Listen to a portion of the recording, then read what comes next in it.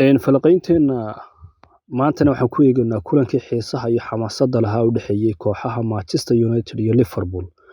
Kulankan ka hor inta aanu bilaabmin waxa la saadaalinayay in kooxda Liverpool ay si sahlan uga soo tallaabsan karto kooxda Manchester United oo xilli ciyaareedkan aan ciyaaro fiican soo mandhigin.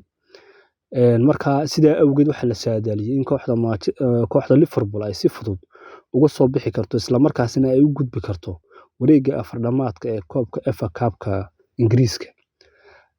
Hase yeeshee ciyaarta oo ahayd mid aad u xiiso badan haddii aan si guud eegno daqiiqadii hore ciyaarta ilaa adigu 20 daqiiqo ilaa 20 daqiiqo ciyaarta u horeeyay waxa gacanta inta badan ku haysay kooxda Manchester United oo ciyaar wanaagsaneed. Hase yeeshee adigu qaybta hore marka la eego labada kooxood way isku dhigmeen. Manchester United baa gool ku horeysay hal gool bay 10 daqiiqo markii marsi ciyaarta hoggaanka ku qabatay. Hase yeeshee waa looga daba yimi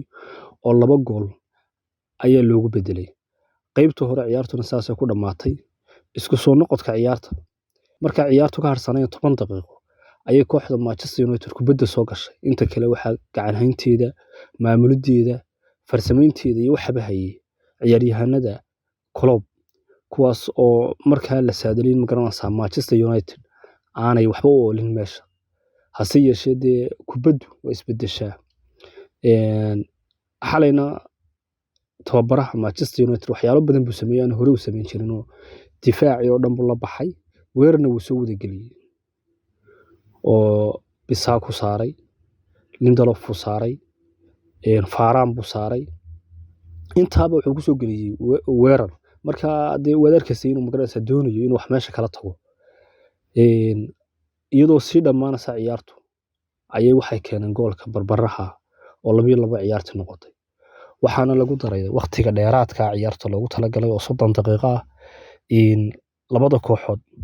30 daqiiqo labadooduba gool fursado fiican waa heleen oo gool ku dhalan karayeen hase yeeshee kama faa'iideysan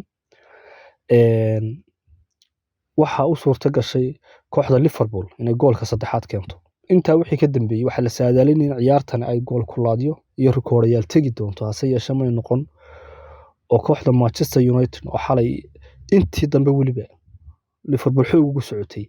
ayaa waxa uu suurta gashay inay goolka bareejaha keenaan oo 3 gool iyo 3 gool ka dhigaan la filayo in loo gudbo qaybta u dambaysa ee rikoodhayaasha ama gool kulaayadii ayaa Manchester United waxa gool u dhaliyay ciyaaryahanka da'da yar ee la yiraahdo Amad Diallo aadkii baa la sameeyay FA Cup-ka afar dhamaadka ciyaari doona Wembley baa lagu wada ciyaari doona kooxda Chelsea waxay la ciyaari doontaa kooxda Man City oo kamid ah afarta kooxood u gudbay afar dhamaadka koobkan halka Manchester United ay la ciyaari doonto kooxda la yiraahdo Coventry la yiraahdo iyaduna Wolves si wanaagsan uga badisay